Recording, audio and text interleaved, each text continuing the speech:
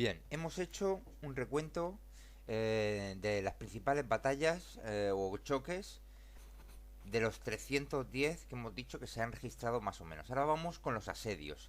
Tercer sitio de Gerona, con una guarnición inicial de 5.700, pero luego se le añade una columna de 2.000 del conde de García Conde, que dejó García Conde, y son 3.700 muertos o heridos y 4.000 prisioneros.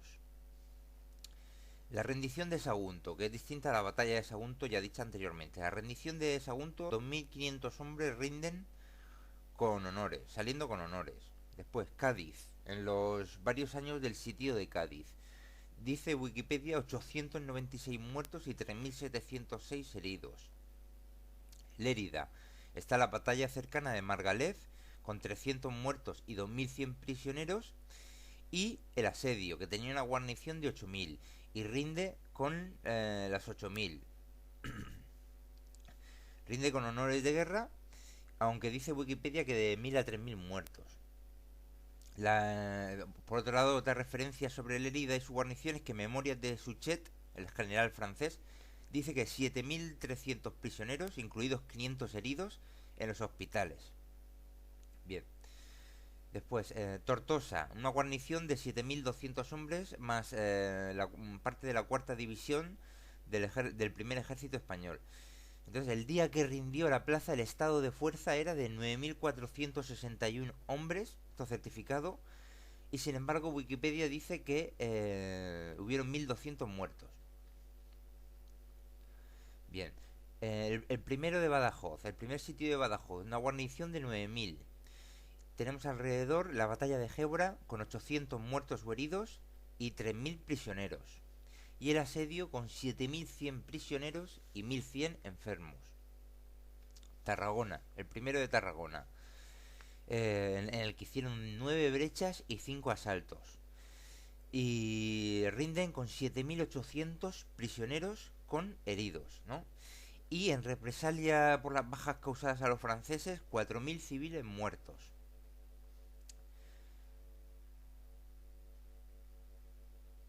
Y tomada la plaza, Suchet, el general francés, dijo a los oficiales de artillería españoles que eran los mejores de Europa, porque habían desmontado varias baterías francesas en un tiro contra baterías, entre baterías enemigas. Bien, Valencia, unos 13.000 o 16.000 prisioneros y escaparon unos 6.000 o 8.000. Roses, 2.000 prisioneros, más 600 heridos prisioneros, más 450 muertos o prisioneros. Sitio de Astorga, 49 muertos y 2.700 prisioneros. Sitio de Ciudad Rodrigo, el primero, 461 muertos, 1.000 heridos y 4.000 prisioneros. Pamplona, su guarnición prisionera. Bien, y ahora vamos a uno que es especial, que es el sitio de Zaragoza, los dos sitios de Zaragoza, porque aquí hay unas cifras extendidas. Por ejemplo, en el primer sitio asedio de Zaragoza hablamos de 2.000 bajas españolas. Sin embargo, en el segundo sitio de Zaragoza pues hay estimaciones exageradas y descabelladas que parten, por ejemplo, del autor Morell de Solanilla, alcalde mayor de Zaragoza por esos tiempos, que hizo unos recuentos de censos, digamos, censos que él dispondría de antes del primer sitio y después lo compara con después del segundo sitio, ¿no? Entonces es un poco muy difuso eso porque le falta rigor de hechos fehacientes, ¿no? Porque pueden haber gente que esté censada en Zaragoza aunque no viva ahí y que encima con los asedios no vuelva hasta que pase un tiempo y o puede haber gente que esté censada y vivía en Zaragoza y después de los asedios se queda a vivir en otros sitios. Y también es que no tenemos referencias, no tenemos ese libro del Marqués de Morés de Solanilla para saber en qué puede fallar. Y tampoco tenemos muchas referencias respecto a civiles. En lo que es antes del segundo asedio y después del segundo asedio sí que tenemos referencias, pero antes tenemos pocas. La cuestión es que por este autor, Moret de Solanilla, se llega a decir que hay 50.000 o 60.000 civiles muertos entre los dos asedios, o en el segundo principalmente, y 20.000 combatientes muertos, ¿no? Que para mí son un poco excesivas, según vamos a ver lo que vamos a decir. Sabemos que después de rendirse hay una referencia de que habían 12.000 habitantes o civiles. Bien. Y bueno, en Zaragoza, del segundo sitio, del primero, del segundo en concreto, no solo es lo que pasa dentro, sino también hay ciertos choques fuera de Zaragoza, cercano, alrededor, ¿no? Un ejemplo de lo que es el ritmo de bajas que hubo en el segundo sitio es que según el diario de Zaragoza, una publicación que hubo en ese momento, o un poco después, el 1 de febrero, dos columnas de 6.000 imperiales franceses o aliados de los franceses entran y chocan con 8.000 defensores por la zona de la Plaza de la Magdalena. Y dice, la matanza enemiga fue grande, con 131 muertos y 250 heridos propios, ¿no? Entonces, un choque de 12.000 contra 8.000, un choque de 20.000 alrededor de la Plaza Magdalena y que solo tengamos 131 muertos y 250 heridos, ¿eh? Estamos viendo de ratio de bajas, ¿no? Que hay en un choque grande. Bien, seguimos. Luego tenemos que en la capitulación del segundo sitio dicen que habían como 6.000 cadáveres por Zaragoza. Y que salieron 13.000 soldados prisioneros. Bien. Luego hay otra referencia encontrada que dice que a principios de diciembre en Zaragoza había 4 divisiones con 32.000 hombres, aunque hay otras fuentes que dicen 28.000 hombres, ¿eh? Y otros 12.000 paisanos. Y yo pienso que esto se acerca un poco al número de civiles que puede haber antes del segundo sitio. Dice 12.000 paisanos. Y esos 12.000 paisanos seguramente les acompañaban cierta cantidad de gente, de mujeres o de niños que estarían ahí y que querían quedarse, ¿no? Porque la gente ya tenía la experiencia del primer sitio y todo el que haya podido salir y no se quede para la defensa habrá salido si hubiera podido. Y los que se hayan metido en Zaragoza se habrán metido motivados por la defensa o porque piensan ayudar, porque hay que tener en cuenta que Palafox, según decía, preparó una logística para el asedio, para el sitio, para 15.000 personas, 15.000 personas durante varios meses, 4, 5, 6 meses, ¿no? Entonces es muy extraño que sea la realidad, según Moret de Solanilla, que habían 90.000, 80.000 o 100.000 personas en Zaragoza en ese momento, ¿no? Y que por eso haya 50.000, 60.000 bajas civiles y 20.000 bajas de combatientes. Bien. Como sabemos, en la capitulación habían 13.000 o 14.000 combatientes que se rindieron y salieron desfilando y 12.000 civiles. Bien. Luego tenemos que vamos a hablar de la referencia de don Agustín Alcaide y Vieca, ¿eh? Es un académico español participante en los dos sitios, doctor en Derecho y en Historia, y sus suscriptores son militares de toda España que reciben su información, ¿no? Entonces aquí vamos, que es un testimonio serio. Y este señor dice que en el primero, que a últimos de diciembre de 1808, ¿eh? habían contados 32.500 defensores, incluido la caballería, 32.500, y incluidos también enfermos, ¿no? Y que unos días después, el 1 de enero de 1809, ya se contaban solo 30.500. En vez de 32.500, 30.500. Y de estos 30.500, 10.600 estaban de baja por enfermedad o por estar herido. Un mes después, el 4 de febrero de 1809, hace un recuento hasta 25.000, 24.800 algo. Más o menos 25.000, con 16.300 de baja por enfermedad o heridos. Y esto es importante, el siguiente dato que vamos a dar a través de Alcaide y Vieca, y es que el 13 de febrero de 1809 se hace, que son 7 días antes de la rendición, de la capitulación, se hace un recuento de todos los combatientes, los 16.300 que estaban de baja el 4 de febrero, de esos 16.300, el 13 de febrero se hace un recuento que dice que solo hay 2.642 de estos combatientes que están enfermos por la epidemia, ¿eh? Por epidemia, ¿eh? Esto nos sirve para hacer un ratio de una muestra de infección de la epidemia en una población una población en una muestra que son los 25.000 combatientes que hay el 4 de febrero, ¿eh? 2.600 una semana después de estos 25.000 son por epidemia, que es aproximadamente un 10% de infección, ¿no? Entonces esto sucede en los combatientes, la muestra de los combatientes. La otra muestra, la de los civiles que estén o los paisanos, debe tener un ratio de infección parecido o menor. Por estar en parecido lo vamos a dejar igual, que es un 10%, ¿no? Entonces, que si hay 15.000 civiles, 12.000 paisanos más 2 o 3.000, 4.000, 5.000 civiles más, sería 1.500 infectados por la epidemia en civiles, ¿no? Luego tenemos otro documento que está recogido, que es en marzo de 1809, tenemos una locución de la Junta Central que dice sobre la capitulación. Pasados 2 meses del segundo sitio, sin víveres, sin municiones, con 16.000 enfermos de epidemia y con 40.000 franceses muertos, pues se capituló, ¿no? Pero aquí dice 16.000 enfermos de epidemia. No, no deben ser de epidemia, deben ser los 16.000 que tenemos de referencia, que son combatientes de baja, ¿eh? El 4 de febrero o el 13 de febrero, ¿no? Deben ser esos 16.000. Y luego tenemos otra fuente más que habla no de 16.000 enfermos o heridos, sino de 14.000. 14.000. 16.000, 14.000, ¿no? Bien. Seguimos.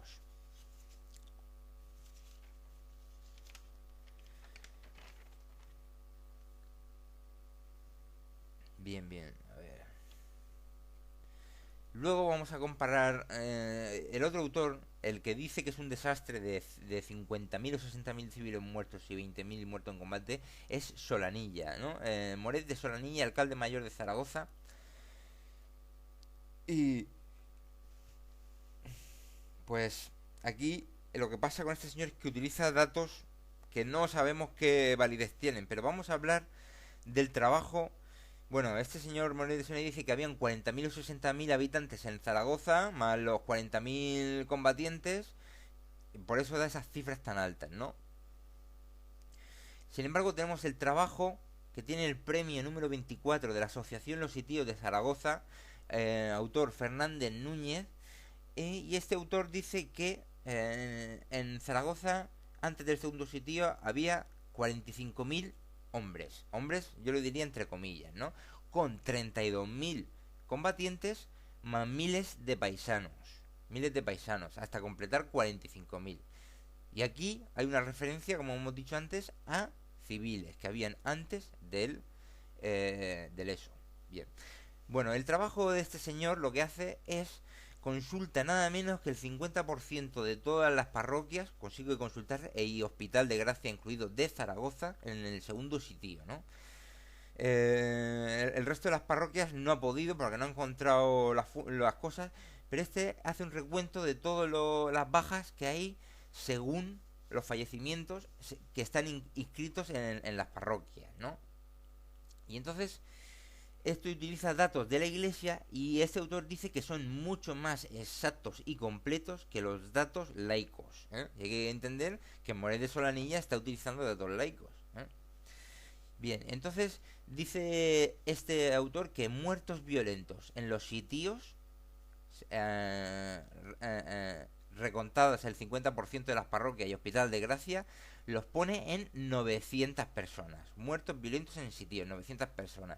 Que es una cifra que coincide un poco en relación con esa referencia que hemos dado antes del choque que hubo en la Plaza de la Magdalena entre 20.000 atacantes y defensores, con 131 muertos y 250 heridos. Aquí dice que muertos violentos en sitios, recontados del 50% de las parroquias y Hospital de Gracia, 900. Y muertos por la epidemia, recontados por el 50% de las parroquias y Hospital de Gracia, 1.300. ¿Eh? 1.300. Lo que daría al 100% de las parroquias, daría 1.800 muertos en combate y 2.600 muertos por la epidemia. ¿Eh? Y entonces estas cifras que son, que siempre serán un poco más, porque a lo mejor no han sido todo el mundo, porque mueren en zonas en las que no pueden recogerlos o lo que sea, y enterrarlos. Estas cifras rigurosas son muy pequeñas comparados como para decir 50.000 muertos civiles. No, eso no es así. Y también se contradice, entonces son varias cosas las que se contradicen. Este trabajo de Fernández Núñez con este número de bajas. Luego también tenemos lo que dijo el diario sobre la batalla de 20.000 en la Magdalena. Luego también tenemos lo que dice Alcalde y Vieca de los recuentos que van teniendo, ¿no? Y de la ratio de infección también. Son varias referencias de esos momentos que son contradictorias, contradicen unas cantidades tan elevadas como las que dice Moret de Solanilla. Bien, vamos a hacer un recuento según del segundo sitio de Zaragoza. Tenemos que a último de diciembre 32.500 y el 4 de febrero 25.000, ya van 7.500, ¿no? Y de los 25.000, 16.000 de baja. El 18 de febrero 2.500 prisioneros españoles en el Arrabal también, ¿no? Entonces tenemos que en la capitulación tenemos 12.000 o 13.000 combatientes prisioneros que salen desfilando. Aparte los 2.500 prisioneros del Arrabal, se supone, porque son 2 días de diferencia, ¿no? En total hace como, pues eso, 14.000 prisioneros, ¿no? Después, en la capitulación, otros 14.000 o 16.000 enfermos o heridos, de los cuales 2.600 eran por la epidemia, 2.600 de los combatientes, ¿eh? Y después tenemos también 12.000 civiles que dice que en la capitulación había, ¿no? Entonces eso nos hace un total de 40.000 o 44.000 personas que salen vivas del sitio de Zaragoza, del segundo sitio de Zaragoza en el momento de la capitulación, ¿no? Y hemos estimado unas muertes según Fernández Núñez podemos estimar unas muertes a partir de 5.000, de unos 5.000. Según otras fuentes son 6.000, ¿no? Y según las fuentes del recuento de combatientes de Alcalde y Vieca, unos 7.500 combatientes. Unos 7.500 combatientes, ¿no? Ahí está incluido cualquier tipo de muerte, pero está relacionado con el combate, ¿no?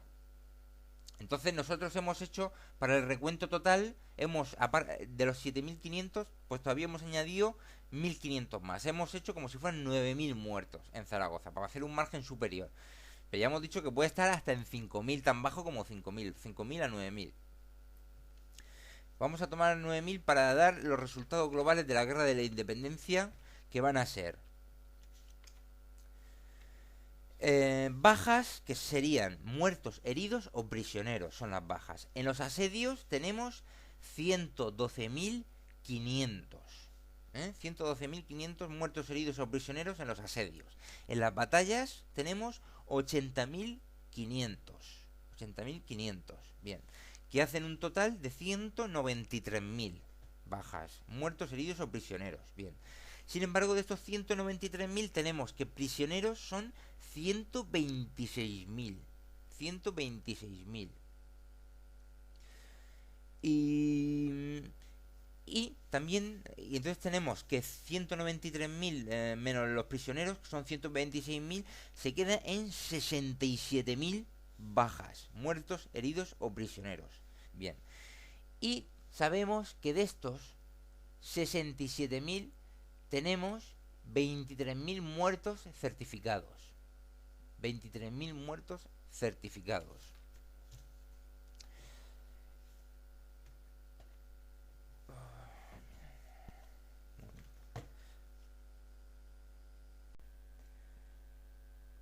como decíamos, perdón, haciendo las cuentas totales, bajas en asedios 112.500, bajas en batallas 80.500, hace un total de 193.000. Pero son de estos 193.000 son 126.000 prisioneros, ¿eh? Que hace un restante de 67.000 bajas. Y sabemos que 23.000 son muertos certificados, 23.000 muertos certificados, que incluye un margen en Zaragoza hasta los 9.000 muertos civiles y combatientes, y los 4.000 civiles muertos de Tarragona, ¿no? Solo falta saber si algunas cosillas, algunos guerrilleros y otras colaterales, otros civiles, que no será mucho, ¿no? Y entonces tenemos que de estos 67.000 bajas son 23.000 muertos certificados, quedaría 44.000 bajas restantes, a las cuales podemos o debemos aplicar las reglas del tercio, el cuarto o el quinto para hallar sus muertos de estos 44.000 bajas. Si hacemos la regla del tercio, tenemos de estos 44.000 bajas son 14.600 muertos, que sumados a los 23.000 sería 37.600 muertos civiles y combatientes en la guerra de la independencia o guerras peninsulares. Si es un cuarto de las bajas, los muertos, sería 11.000 más 23.000, que sería 34.000 muertos. Y si es un quinto, que se da esta proporción en algunas batallas, en la guerra de la independencia en cuanto a los españoles, serían 9.000 más 23.000, serían 31.000 los muertos, ¿no? Y hasta 44.000 serían los heridos, 35.000, 33.000, 29.000 heridos, ¿no? Entonces vemos que estos números más los 126.000 prisioneros, ¿no? Es el total que tenemos de los 193.000 bajas. Y tenemos que es un número de muertos españoles, es muy inferior al número de muertos estimado francés, que puede estar en 90.000, 120.000, 150.000, 170.000. Hay distintos estudios de muertos, aparte de los heridos. Entonces el número de muertos españoles es muy inferior al francés. Es una victoria española estadística en eso. Y luego, y es muy similar al número de muertos ingleses y también de heridos, muy similar. Recordemos que los ingleses eran exactamente, eran 35.000 muertos y 32.000 heridos. Y de los 35.000 muertos, 23.000 por enfermedad, ¿no? Y todos estos muertos que hablamos españoles también son o por enfermedad o por herida o por combate, ¿no? Entonces, hemos llevado... Aquí se nota un poco que también se han hecho cosas bien, porque llevando al combate muchos más soldados, teniendo muchos más combates que los ingleses, tenemos las mismas bajas que ellos y con muchas más acciones, ¿no? Entonces, sin duda se nota que sí, que los españoles están muy bien para eso.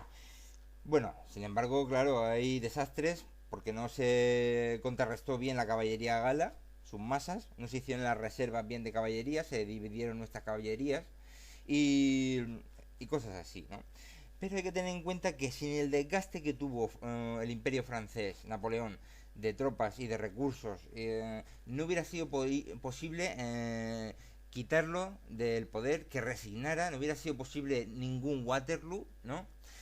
No sabemos qué hubiera pasado con Rusia, porque estamos hablando de que ha quitado para el combate de España como 300.000, entre muertos y heridos, más o menos, incluso más, 300.000 de la Gran Armée, ¿no? Porque también hay polacos, alemanes, italianos, etcétera. Entonces, si hubiéramos hecho lo que decían los afrancesados para evitar toda esta violencia y estos muertos en España, pues Europa hubiera tenido un destino muy distinto. Y dada la mente militar de Napoleón y como ha demostrado los enormes ejércitos que podía juntar, incluso de varios países, pues yo creo que con el tiempo hasta Inglaterra, a pesar del mar, hubiera sucumbido y quién sabe cómo sería el mundo actualmente, ¿eh?